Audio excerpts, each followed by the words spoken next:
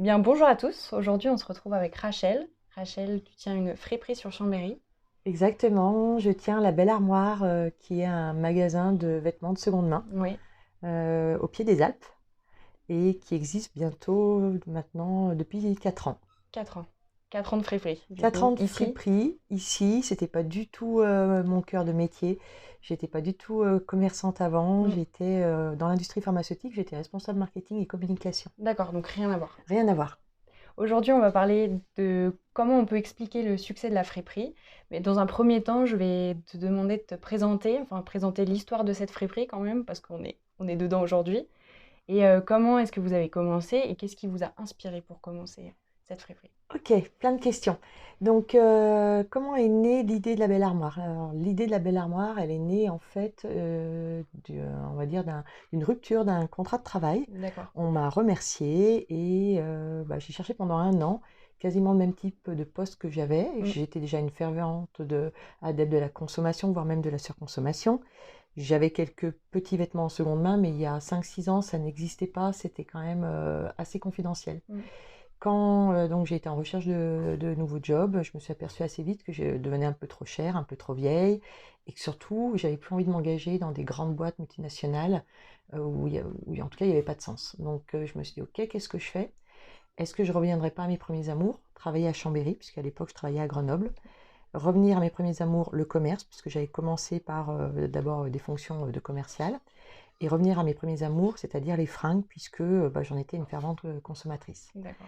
Donc, voilà, je me suis un petit peu dit, je me lance dans le commerce, c'est nouveau pour moi parce qu'entreprendre, c'est différent d'être salarié. Mm. Et j'en ai discuté pas mal avec ma jeune garde qui est autour de moi, c'est-à-dire mes enfants, ma filleule, mes neveux. Et tous m'ont dit, mais Rachel, en fait, ce que tu dois ouvrir, c'est une friperie.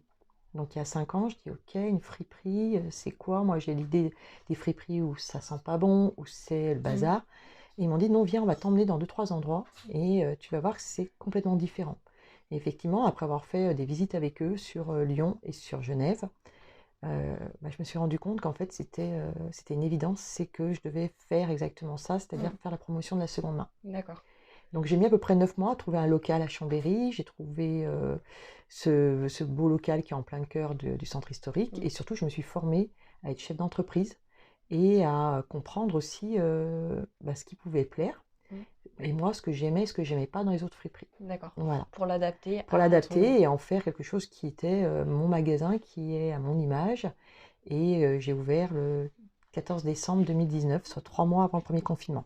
D'accord. Voilà. Donc vraiment une date... Une date assez précise, Ouais. puisqu'on quelque part, on a eu 3 mois pour se faire connaître et pour aussi défendre le fait d'une consommation plus éco-responsable Mm. avec des vêtements de seconde main. D'accord. Du coup, on va rentrer dans le vif du sujet, le sujet principal, et on va commencer par une première question. Qu'est-ce qui, selon toi, explique le succès depuis quelques années des friperies? Alors, ce qui explique ce succès, en tout cas d'être adepte de la seconde main, Mm. c'est, je pense qu'il y a déjà un mouvement qui est porté par toute une génération qui va aujourd'hui de 14 ans à au moins 35 ans, Mm. qui a pris conscience des impacts économiques, écologiques, qui a été éduqué aux catastrophes telles que le Renzo, l'incendie qu'il y avait eu en Inde, Mm. et qui font qu'aujourd'hui, acheter des vêtements à 4 euros, ça n'a pas toujours de sens, on se demande ce qu'il y a derrière Mm. en termes de coûts humains, de matières aussi utilisées. Donc il y avait déjà un mouvement de fond qui commençait à s'ancrer Mm.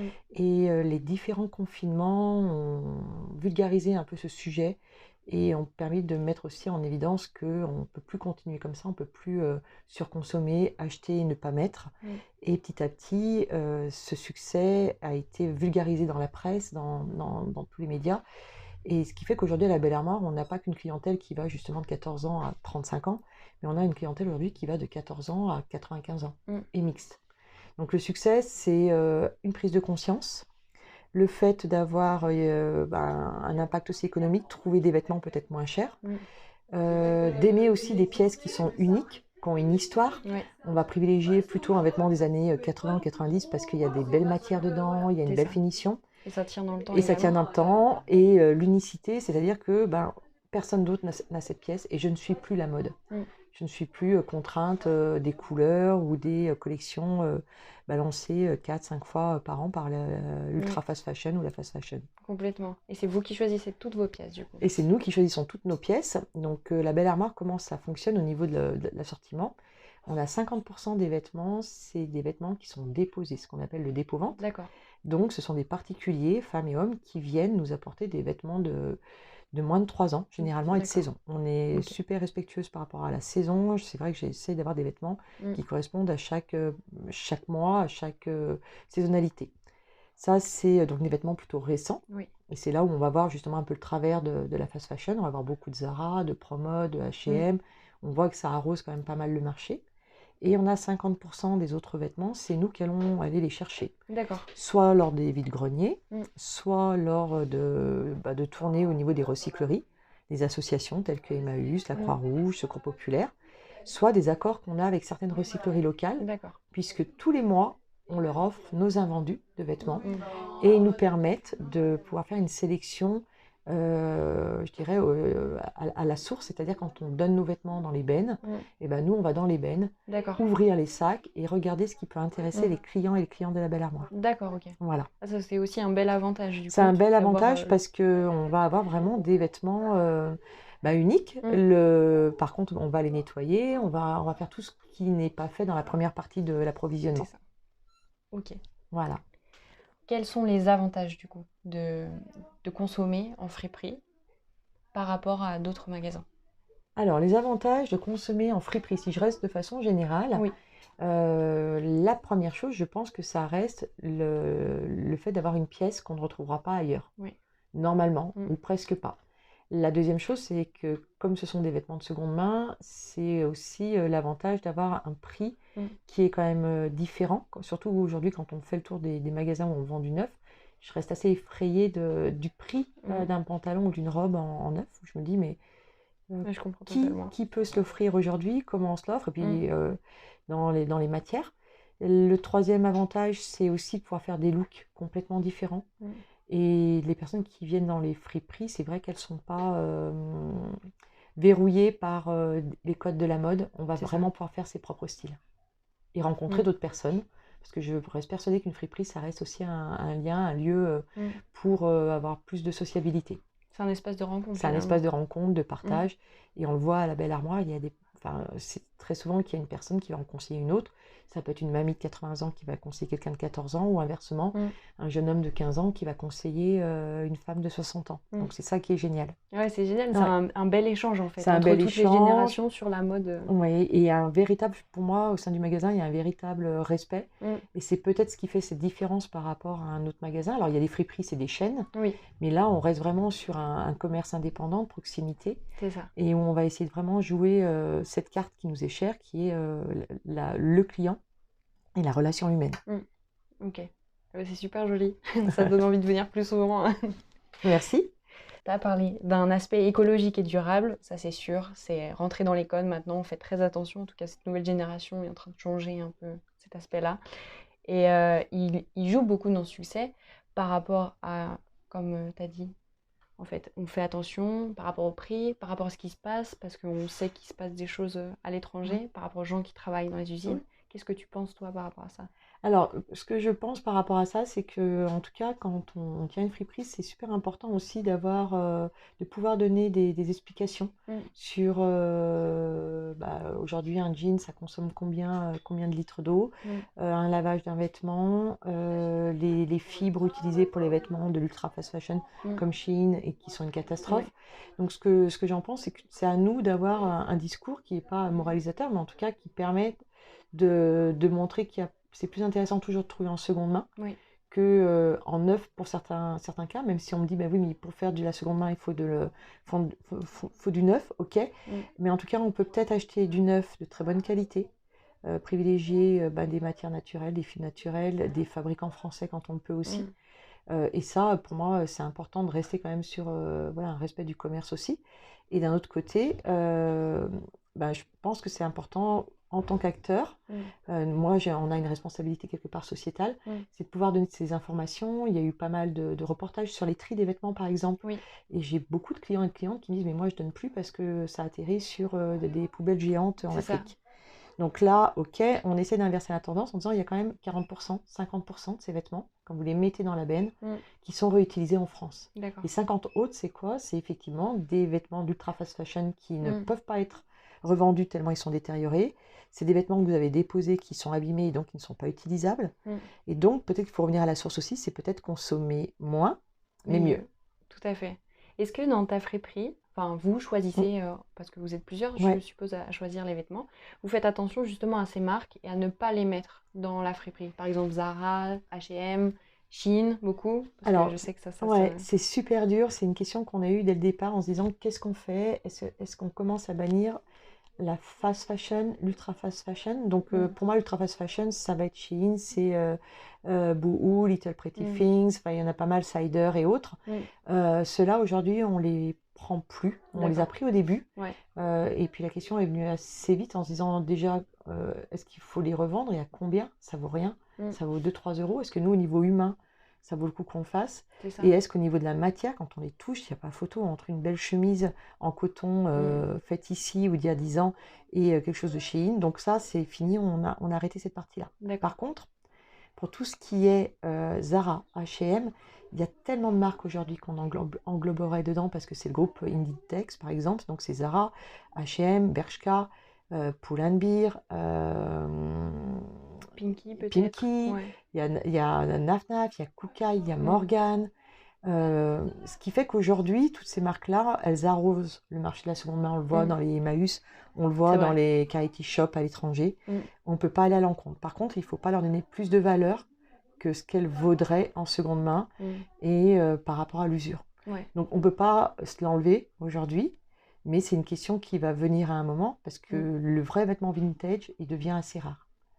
Il y a un point que vous avez peut-être qu'on n'a pas abordé, mais vous avez aussi des fournisseurs de vêtements vintage. D'accord. Qui vont revendre des balles de jeans Levi's, de robes des années 70 et qui proviennent en fait de points de collecte, D'accord. donc des bennes où on donne. Et c'est la raison pour laquelle nous on essaye de travailler avec un acteur local qui a à peu près 750 bennes parce qu'on se dit il y a moins de CO2 pour venir chercher les vêtements. Mais ça aussi, ça pourrait être critiquable de se dire est-ce que ça vaut le coup aussi qu'on rachète finalement des vêtements qui ont fait le tour du monde, mais du même type que Vinted, parce qu'aujourd'hui, quand on voit le voyage que peut faire un vêtement, c'est assez effrayant aussi, quoi. C'est ça, au final, est-ce que c'est vraiment équivalent? Équivalent, ouais. Donc en fait, je pense que ce soit en termes de marque, en termes de vêtements, à la base, ce qui vaut le mieux, c'est quand même de se dire, voilà, je fais le tour de mon armoire, de ma penderie, et de quoi j'ai besoin. C'est ça. Et de prendre, ou en tout cas de choisir la pièce qui a vraiment de la valeur, qui a du caractère, ou en tout cas dont on est sûr qu'on va la porter. Oui, ça aussi c'est important. Et pourtant, je pense qu'on le met beaucoup de côté parce qu'on a beaucoup cette surconsommation maintenant. On aime bien avoir des belles armoires bien garnies. Et au final, est-ce qu'on porte 2 fois le même vêtement Non, de notre armoire? Nous, c'est la question qu'on s'est pas mal posée. Il y a pas mal d'études, il y a pas mal d'articles qui disent qu'il y a plus de 78% à peu près maintenant des vêtements qui dorment dans nos penderies, qu'on a suffisamment de fringues pour habiller jusqu'à 4 générations à venir. Oui. Nous, on a lancé au sein de la Belle Armoire, mais ça peut être valable dans d'autres types d'activités et dans d'autres friperies, on a lancé la location. D'accord. C'est-à-dire que y a plusieurs choses qui se passent quand on va choisir un vêtement en friperie. Il faut déjà être sûr qu'on va le mettre. Donc nous, on va essayer d'avoir toujours un conseil sincère. On peut vendre, certes, mais on préfère vendre si ça va bien à la personne. D'accord. La personne, elle a le droit d'avoir des doutes sur son article. Donc on propose en fait de garder le vêtement pendant 72 heures. D'accord. On ne se prive pas de la vente, mais par contre, ça va laisser le temps au client ou à la cliente de gamberger si vraiment elle avait besoin de la pièce ou pas du tout. Et à ce moment-là, elle ne repasse pas, voilà, et l'article, on le remet en vente. Ouais. Mais au moins, on n'a pas surconsommé. Et on s'aperçoit aussi que des fois, on achète et il y a plein de choses qui dorment dans nos penderies. C'est ça. Nous, on préfère peut-être proposer la location à la journée, au week-end, au mois, pour être sûr que finalement ce vêtement qu'on a choisi, c'est celui qu'on va vraiment, vraiment, vraiment adopter. D'accord. Voilà. Donc quelqu'un peut le louer une journée et puis finir par l'acheter parce qu'en fait, il l'a adopté. Ça Voilà. serait ça Ou à l'idée. l'inverse, et c'est plutôt le cas, et c'est pour ça qu'on a mis en place, Ouais. c'est de se dire, ouais, ça a été sympa pour ce week-end, ça a été sympa pour un mois, mais en fait, cette pièce, ouais, j'ai craqué, mais est-ce que je veux la garder? Non. C'est ça. Donc la location permet finalement d'éviter cette surconsommation. D'accord, ok. Eh ben c'est génial, je trouve, comme idée, parce que ça permet vraiment de ne pas surconsommer, en même temps de permettre de réfléchir par rapport à un achat, parce que des fois on aime bien rentrer dans une boutique et se dire « Oh, c'est génial !» Et puis Ouais. on arrive à la maison, on peut plus le rendre, c'est terminé. Enfin, ouais, c'est vraiment une On belle essaie idée, en vraiment fait. de nous projeter dans l'acte d'achat. C'est-à-dire que si on voit le moindre doute sur une personne, on essaie aussi de leur demander si, voilà, si ce soir il y a une soirée, est-ce que le vêtement qu'elles sont en train d'essayer, elles vont le mettre, Ouais. il ou elle.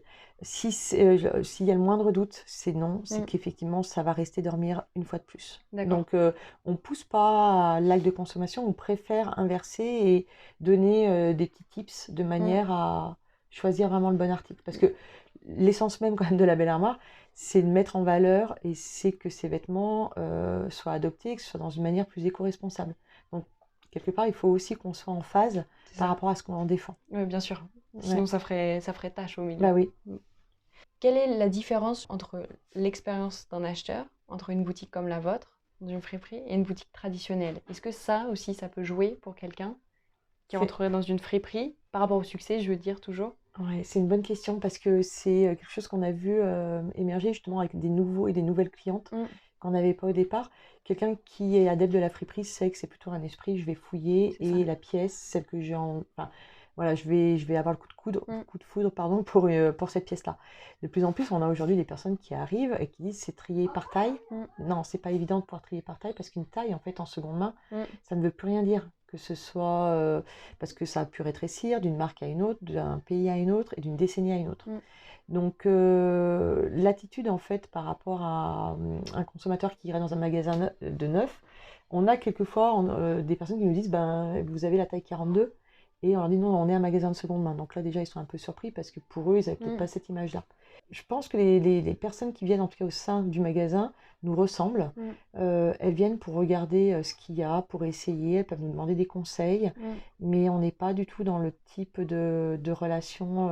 Alors j'ai jamais, ça fait très longtemps que j'ai pas été dans un magasin de vêtements et à ce niveau-là, mais je pense que c'est complètement différent. On se sent plus cool au sein de la belle armoire ou ailleurs, mais voilà, il y a un état d'esprit, il y a une ambiance, on peut discuter ensemble.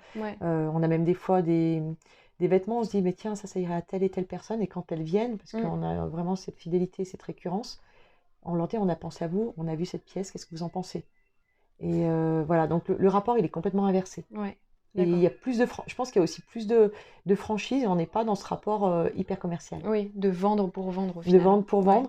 Et on a donc les clients, quelque part, qui sont dans cette démarche-là. D'accord. Voilà. On a quelques-uns qui ne connaissent pas et à Bien nous, sûr. là aussi, une fois de plus, d'avoir cette explication un petit peu ludique de pourquoi la belle armoire, pourquoi des vêtements de seconde main, d'où ils viennent, comment c'est classé, comment essayer, ainsi de suite. Ouais, complètement. Les réseaux sociaux et les influenceurs, de manière générale, parce qu'il y en a de plus en plus, pareil, ils mettent tout ça en avant. Est-ce que vous pensez que ça contribue beaucoup à ce succès aussi? Parce qu'on en parle beaucoup.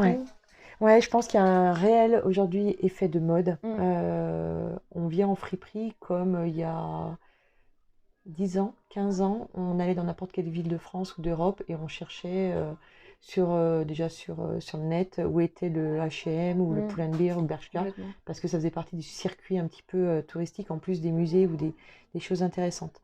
Là, ça fait 3 ans et demi donc, que la Belle Armoire est installée. On voit vraiment les personnes qui viennent nous chercher depuis Google et qui ont cherché friperie parce que voilà, ça fait partie d'un magasin qui est recherché. On a travaillé au tout début avec du marketing d'influence. Au moment du lancement de la Belle Armoire, il y avait très peu de personnes dans ces personnes d'influence qui connaissaient la seconde main. Donc ça a été même un choc pour elles et eux de voir ce qu'on pouvait proposer.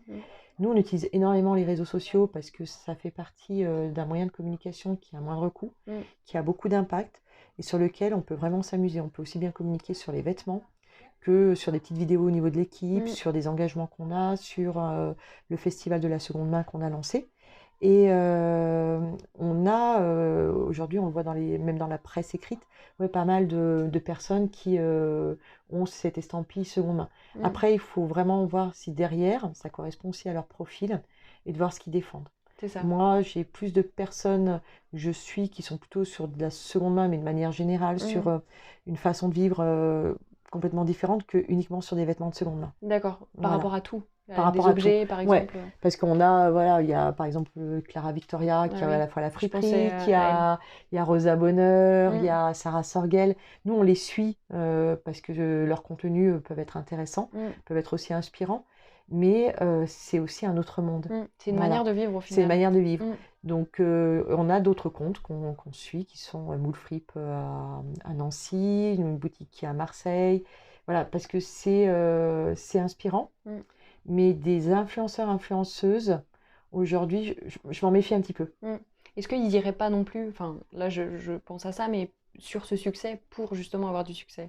Parce qu'il y a certaines personnes aussi Oui, qui pourraient s'en bien sûr, servir finalement. bien sûr. Ça, on l'a eu, mais dès le départ, dès que le succès grandissant de la friperie a été là, Mm. le fait qu'on ait pas mal d'abonnés, on est un des rares magasins, je pense, sur Chambéry à avoir autant d'abonnés, tout Mm. réseau confondu. Donc, c'est intéressant. Mm. Et vous êtes très actif en Et on plus. est très actifs. Donc, ouais, des fois, on a des appels du pied ou des citations. Donc, dès le départ, on a été assez.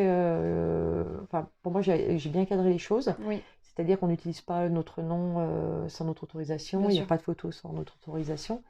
Et on regarde vraiment les réels partenariats. Parce que Mm. j'ai aussi des influenceurs et influenceuses Mm. locaux qui sont venus ici. Et en fait, quand je vois ce qu'ils proposent, mais c'est pas cohérent. Mm. Donc, non, c'est pas C'est la pour peine. profiter quoi, Ouais, finalement. ouais. D'accord. Donc, Mm. non, parce que ça correspond pas, une fois de plus, à vous? nous, à Mm. ce que je veux défendre. Ouais, complètement. Et donc c'est bien de mettre ses limites pour comme ça garder cette image que vous avez toujours Voilà, voulu exactement. Et puis ici. sur lesquels on pourra, quelque part, défendre nos idées. Ouais, complètement. Ça marche. Et comment vous arrivez à rester à jour sur la mode? Parce que vous allez choisir vos vêtements, c'est des vêtements qui sont vintage. La mode, elle change, beaucoup de gens suivent aussi cette mode. Comment vous restez Ouais, sur cette mode tout de même? c'est une super question parce que quand j'ai ouvert donc, le magasin, c'est vrai que j'ai vu rapidement qu'il y avait, quelquefois, il pouvait y avoir un décalage entre ce que je suis, Mm. l'âge et la clientèle que j'ai, même si tout le monde me dit mais non, et tu fais partie de la figure. Et puis, il y a cette histoire de mode, c'est super important parce que quelque part, je voulais qu'on arrête de suivre bêtement une mode, mais on Mm. s'aperçoit que actuellement, ce qui est recherché pour une certaine génération, c'est plutôt les vêtements des années 2000. Mm. Alors, la chance qu'on a, c'est qu'aujourd'hui, au sein de l'équipe, j'ai 2 autres personnes qui sont avec moi. Elles ont 4 ans de différence, mais mine de rien, ça joue sur les styles. Mm. Et on a aussi 3 styles différents. D'accord. Et quand on choisit des vêtements, on est tout le temps d'accord sur ce qu'on choisit. Mm. Ça, c'est ce qui est top aussi. Ça veut dire qu'on a un style qui est assez varié. Et on peut prendre des risques l'une ou l'autre en disant ouais, j'ai envie de jouer quand même sur cette partie-là parce que c'est demandé. D'accord. Par contre, je ne voudrais pas que le magasin redevienne à l'envers, c'est-à-dire qu'il ne représente que les marques demandées. D'accord, oui. Parce qu'on perdrait l'essence même de l'authenticité. l'authenticité. Et un vêtement peut intéresser une génération. Enfin, ça serait super réducteur. Parce que si je dois suivre la mode des années 2000, donc je m'adresse qu'aux personnes qui ont entre 14 et 22 ans. Or, aujourd'hui, la seconde main, elle touche les personnes qui ont de 14 ans à 95 ans. Donc, qu'est-ce que je fais pour les autres? C'est ça. Est-ce qu'on se restreint à une clientèle ou est-ce qu'on reste ouvert Je pense il vaut mieux rester ouvert et avoir cette richesse de style et autres. On n'est plus du tout dans un phénomène de mode. Alors oui, on va chercher plus. On m'a demandé il n'y a pas très longtemps plus de Vichy, plus de tel type de Bermuda à taille haute qu'on va essayer de trouver. Mais pareil, c'est toujours un peu cette quête du trésor. Ou alors on peut se dire aussi, je suis une friperie basique, un peu une chaîne. Actuellement, la mode, c'est les kimonos et c'est les pantalons taille haute ou les pantalons baggy. Eh bien, j'appelle un fournisseur de vêtements de vintage. Ah oui. Puis, On le fait 1 ou 2 fois par an pour certaines pièces spécifiques, mais à ce moment-là, ma friperie, elle ressemblerait à celle qui est à Marseille ou à Grenoble ou à Paris parce qu'on aurait tous les mêmes vêtements. Donc, il y aurait un décalage. Ok. Et du coup, est-ce que vous élargissez du coup bien vos sélections pour justement engloutir tous toutes ces personnes. Ouais, en fait, Cette, on essaie vraiment d'élargir. Alors, la sélection, déjà, on est toujours à l'affût mm, quand on va se balader en ville, quand on est dans une ville, de regarder un petit peu comment sont habillés les gens, quelles oui, sont les tendances, qu'est-ce qu'on aime bien. On regarde pas mal de magazines de mode pour voir aussi ce qui va être demandé, ce qui peut être tendance. On passe devant les magasins de façon classique, mais l'idée, c'est surtout de se faire plaisir et d'arriver à chaque fois à imaginer tel type de client mm, par rapport aux produits qu'on peut trouver. d'accord. Donc on peut aussi bien penser à la personne qui a 65 ans et qui vient régulièrement que la jeune femme de 28 ans, Mm, ou aussi, puisqu'on parle de plus en plus, et nous on l'a adopté, on l'a mis en place au niveau du magasin, de plus avoir de genre. On d'accord. prend parce que ça nous Ouais. plaît. Je crois que ce qui est important aujourd'hui, c'est de s'habiller comme on a envie, Mm, comme on est. On oublie son physique, on oublie le quand dira-t-on, c'est vraiment, faut se faire plaisir. mm, En tout cas, moi, je le vois plus comme à s'éclater, à s'habiller et à faire ses propres looks. mm. Et c'est ce qu'il faut. Et c'est ce qu'il faut. Ouais, Donc, on essaye d'élargir, mais en fait, je pense qu'il y a plutôt des pièces qu'on ne veut plus parce qu'on les trouve pas terribles, ou en tout cas, on les a vues il n'y a pas si longtemps que ça. c'est ça. Voilà, donc ça, ouais, on va les bannir. Mais à Mm, l'inverse, on va regarder la pièce et on va se dire, tiens, ça, voilà, là, je prends l'exemple, il y a une chemise motif provençal. On sait que ça peut intéresser quelqu'un. mm, Là, alors, voilà, j'ai retrouvé des vieux blousons des années 80. Je vois très bien à qui ça peut plaire. Et encore, je peux me tromper parce que dans ma tête, c'est quelqu'un qui a 22 ans. Mais je sais qu'il y a peut-être quelqu'un qui aura 56 ans et qui va ouais, aussi le prendre. ouais. Donc, je Faut pense qu'il rester ouvert en faut fait. rester hyper ouvert. Ouais. Par rapport au style des gens, à Ouais, leurs envies aussi. ouais. Et puis quelqu'un qu'on ne verrait pas porter pourrait aimer cette Ouais, et pièce et puis aimer la porter comme. et puis qui en font des super looks. Nous, ce qu'on Ouais. adore, c'est voir sortir les personnes des cabines et de voir comment elles les ont adoptés, ces vêtements, Mm. comment ils se sont révélés avec eux. Et même approprier le vêtement, Ah ouais, le oui, styliser, oui. tout ça. Ça aussi, ça doit être agréable. C'est super agréable. Et ce Mm. qui est encore plus agréable, c'est que beaucoup reviennent avec les vêtements qui ont été trouvés ici au sein de Mm. la Belle Armoire. Et nous, on les reconnaît tous.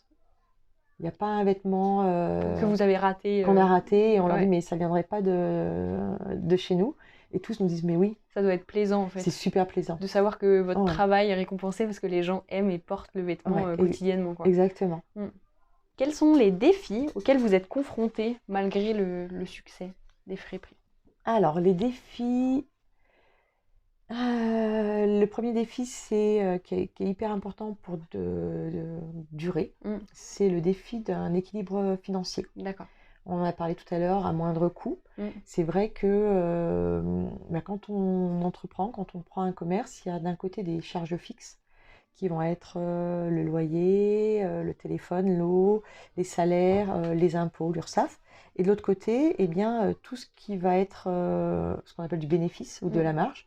Et sur un vêtement de seconde main, je pense que c'est beaucoup plus difficile, contrairement à ce qu'on peut penser, parce que certes, on peut le trouver des fois à moindre coût, Mm. mais la marge sur un vêtement ne va pas être si intéressante que ça, ou si importante. Mm. Et donc, il va falloir faire quand même du volume pour pouvoir arriver à équilibrer et pouvoir même dégager un petit matelas de manière à pouvoir assurer nos arrières quand il y a l'électricité à refaire ou quand il y a une caisse tactile à acheter. Donc, c'est trouver cet équilibre financier, parce que j'ai vu pas mal de friperies fermées il n'y a pas si longtemps que ça. Mm. C'est au-delà de l'équilibre. L'équilibre, il passe par la bonne sélection de vêtements. C'est super important. Parce que si on ne prend pas les bons vêtements, quelque part, ils ne seront pas vendus. Mais il faut aussi bien communiquer. On nous dit souvent, j'adore votre communication, j'adore ce que vous faites, c'est génial. Si ça marche bien, c'est parce que vous communiquez beaucoup. Pour moi, c'est l'aboutissement, la communication, parce qu'au départ, il faut avoir trouvé le lieu. On est super bien placé aujourd'hui. Vous êtes Il y très, a du très bien monde dans placé. la rue, alors qu'il y a 3 ans, c'était une rue qui était un petit peu sinistrée. Demain, il peut y avoir des travaux Ouais. et moins de passages. On a trouvé des bons vêtements qui correspondent à tout le monde. On a une super équipe qui a un réel respect donc de l'humain, parce que ça peut jouer aussi. On peut avoir des super produits, mais si on est reçu, si on n'est pas bien reçu, on ne reviendra pas. Ah non, voilà. Ouais, complètement. Le défi, c'est justement de durer. Parce que pour moi, c'est un peu une fierté de se dire, la Belle Armoire, elle est là depuis 4 ans, et elle sera là peut-être dans 5, 6, 10 ans. Et l'idée, c'est qu'il y ait d'autres magasins. Le deuxième défi, c'est de trouver toujours ce qui peut plaire. Et donc, ça revient à ta question tout à l'heure. Finalement, c'est d'arriver à essayer de connaître ce qui peut plaire, tout en gardant quand même sa propre identité et en impulsant aussi des idées, parce qu'ils nous attendent aussi sur la recherche de pièces qu'on peut trouver pour eux ou des pépites. Le troisième défi, ça va être de trouver les vêtements. Ça devient réellement aujourd'hui une réalité, un contexte. Quand on va justement sur les 50% qu'on va chercher par nous-mêmes, Oui, que ce soit dans des recycleries ou dans le tri, il faut être voilà, conscient qu'on va trouver beaucoup de fast fashion. d'accord. Alors, de l'ultra fast fashion, on en voit, mais de la fast fashion, et de trouver la pièce qui a une histoire, qui a une valeur, ça devient de plus en plus difficile. D'accord. Et ça, cette pièce-là, elle risque de se raréfier. Mm. Et ce qui faisait quand même le propre d'une friperie, en tout cas à mes yeux. Est-ce Voilà. que vous êtes de plus en plus sur le coût aussi? Est-ce que ça jouerait pas sur le fait de trouver ces vêtements? Si vous êtes de nombreuses friperies à aller dans les mêmes ressourceries, est-ce que ça joue pas non plus Alors, sur je pense que ça joue, ce défi? et puis ce qui joue aussi, c'est... alors, il peut y avoir aussi tous les comptes professionnels Vinted, mais ce qui joue surtout, c'est que ça y est, on se prend vraiment le boomerang Ouais, de notre façon de consommer. oui, oui, oui. C'est surtout ça qui est assez horrible, mais sur lequel il faut qu'on fasse avec. Donc peut-être que demain, on proposera plus de vêtements comme ça, et ça s'explique aussi. Donc, Parce qu'on consomme que ça parce finalement. que finalement, on a consommé que ça. Donc c'est ça, le défi, ça va être de trouver les bonnes pièces, les mettre en valeur, et de pouvoir convaincre aussi peut-être d'autres personnes à venir à la seconde main, en leur donnant quand même un message de pourquoi voilà, le vêtement a un petit défaut, pourquoi il manque un bouton, pourquoi il y a une petite tache, parce que ouais, on est sur un vêtement de seconde main qui a Et une il a histoire. vécu, Il a vécu. complètement. Et c'est ça aussi l'authenticité de la friperie et C'est de la exactement seconde main. ça. Et après, le défi qu'il y ait plusieurs friperies, qu'il y ait plusieurs magasins de seconde main, je pense que c'est tout à fait normal et ça va arriver. J'ai vu des villes d'Europe où il y a des rues entières Oui, de seconde main, et à l'inverse, des grandes marques ou des grandes enseignes qui vont être cloîtrées un petit peu dans un centre commercial. Donc, j'ai pas peur de cet aspect-là. Pour moi, il est naturel, mais ça va être plus de trouver les bonnes pièces. d'accord. Ça Voilà. marche. Comment vois-tu l'avenir de la friperie? Alors, de manière générale, l'avenir de la friperie a au moins encore 10 ans, 10 à 15 ans de belles années devant elle. Il y a des études récentes qui ont montré que la croissance, là, elle avait déjà doublé celle des vêtements neufs, mais qu'elle allait être exponentielle sur les 10 prochaines années. Donc, il y a quelque part, on pourrait se dire, on peut ouvrir des friperies, c'est ce qui marche.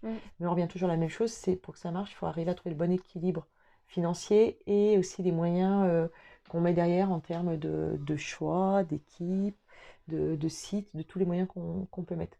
En tout cas, pendant au moins 10 ans, je pense que c'est quelque chose qui existera encore. Peut-être qu'après, des grandes marques vont se mettre aussi, enfin, elles se sont déjà mises à la seconde main, et elles vont commencer. Il faut regarder si c'est pas du greenwashing. Mais pour moi, la seconde main va devenir le premier réflexe par rapport à des vêtements, par rapport à du neuf, que ce soit dans du matériel sportif, que ce soit dans du mobilier, dans de la déco. On va plus avoir ce réflexe-là aujourd'hui. Donc il y a en tout cas des belles années. Est-ce que dans belles années, on voit que les dollars ou les euros? Je pense que c'est pas ça. Je pense c'est des belles années aussi pour peut-être notre environnement, et puis pour des contextes de travail humain aussi. C'est ça. Faire Donc, attention aux autres aussi. Faire attention et pas que... aux autres. On verra si les chiffres, si les prévisions montrent qu'on restera sur cette ligne-là ou pas. Ça marche. Ça sera, à mon avis, c'est pas qu'un phénomène de mode. C'est un changement. C'est ancré. Ouais. C'est réellement ancré c'est en train de changer dans les tout modes ça. de consommation. Et on en voit de plus en plus dans les rues, même des magasins. Je vais prendre mon exemple, mais je sais que je vais assez régulièrement à Emmaüs pour aller voir, aller chiner. Mais oui, parce qu'il y a le plaisir aussi de trouver par soi-même. Comme un petit défi de « Oh, j'ai trouvé une belle pièce et là, je l'amène chez moi. » Exactement. Et je pense que les plus surpris de ce succès, c'est justement les associations. Parce qu'il y a 4 ans, quand on allait à Emmaüs, je prends l'exemple de celui de Chambéry, on arrivait à 9h, on avait quelques personnes. Aujourd'hui, quand on arrive à 9h, on ne peut plus se garer. Non. Et il y a il y a un délai déjà avant de pouvoir accéder. Et c'est le cas dans beaucoup de recycleries. Donc je me dis tant mieux parce que c'est devenu un réflexe, pour différentes raisons, d'aller là-bas. Donc, à mon avis, on va de toute façon vers ce réflexe-là. Et j'espère vraiment qu'on va y aller et y foncer. en oubliant un peu tout ce qui est moins bon, on va dire. Ouais, et puis il faut avoir ce réflexe-là, il faut avoir ce déclic de se dire, ben ok, je veux m'acheter un bouquin, ou j'ai besoin d'une valise, bah, soit déjà on peut nous la prêter, Ouais. soit on peut effectivement la trouver de seconde main, un vélo, enfin il y a tellement de choses en seconde main qu'on n'imagine tout. pas, de tout. Ouais, on peut tout acheter. Ouais. Il faut juste le chercher. Ouais, et trouver et localiser et savoir où sont C'est ça.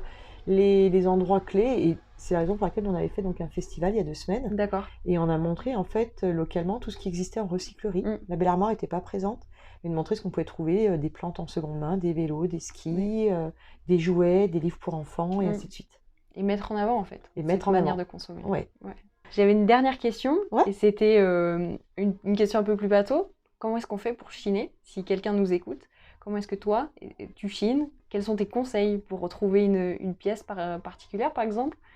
Alors, comment on fait pour chiner? Bah déjà, je me mets un budget. Ça marche. Je me mets un budget parce que je pense que c'est important de se mettre un porte-monnaie avec une limite, de manière à pas non plus flamber surtout, et d'arriver d'emblée en voyant une pièce en disant je la prends ou je la prends pas. Cette pièce-là, si je pense que c'est important de regarder s'il y a encore l'étiquette, de regarder quand est-ce qu'elle a été fabriquée, de reconnaître un vêtement vintage, la matière, de l'essayer si c'est pour soi. Parce que quelquefois on peut acheter en disant je vais mettre, et puis en fait on n'a pas essayé et ça va pas du tout. Donc je pense qu'il y a une limite financière, c'est d'essayer, c'est de sourcer quelque part les endroits où on peut trouver les bonnes affaires. On pense recyclerie, mais il y a aussi des vides-greniers, il y a des vide-dressing. Et puis c'est d'arriver aussi à connaître un petit peu certaines marques, c'est-à-dire que moi je le vois dans certains vide-dressing ou des vide-greniers, où on va me proposer une robe Zara, voire même dans certaines recycleries, plus chère même qu'au sein de la Belle Armoire. Et je me dis, il y a quand même un problème, parce que même en solde, chez Zara, elle ne serait pas aussi chère. Donc il faut arriver aussi à se dire, est-ce que ça en vaut la peine? Est-ce que ce vêtement vaut ce prix-là? Voilà, donc c'est assez important. Et puis il faut aller peut-être dans des endroits un petit peu plus ruraux, parce que c'est là où on peut trouver aussi des super pépites. Mais donc ça nécessite plus de kilomètres, plus de déplacements, et après c'est la question qu'on se pose aussi. Ok. Voilà. Et c'est comme ça qu'on trouve, qu'on peut trouver en tout cas. Ouais, c'est comme ça qu'on peut trouver. Il faut accepter des fois de ne rien trouver. Il faut se limiter aussi. Par exemple, moi, quand je pars sur 3-4 jours de déplacement pour trouver des pépites sur la France entière, je fais 3 recycleries par jour. La 4e, elle est de trop. D'accord. J'ai plus le discernement possible, j'ai plus l'envie, j'ai plus cette matière-là. Et je regarde toujours effectivement le prix d'achat. Alors c'est important parce que nous derrière on va avoir une revente. Bien sûr. Et de se poser cette question, est-ce que ça vaut le coup ou pas? Mais surtout de voir aussi un petit peu comment sont estimés les prix et de prendre ce qui est vraiment différent pour que ça plaise à notre clientèle. Ok. Toujours faire attention à cette clientèle. Ouais, pour moi c'est important parce que c'est elle qui nous a porté dès les premiers mois. C'est cette clientèle qui nous permet de nous remettre en question régulièrement.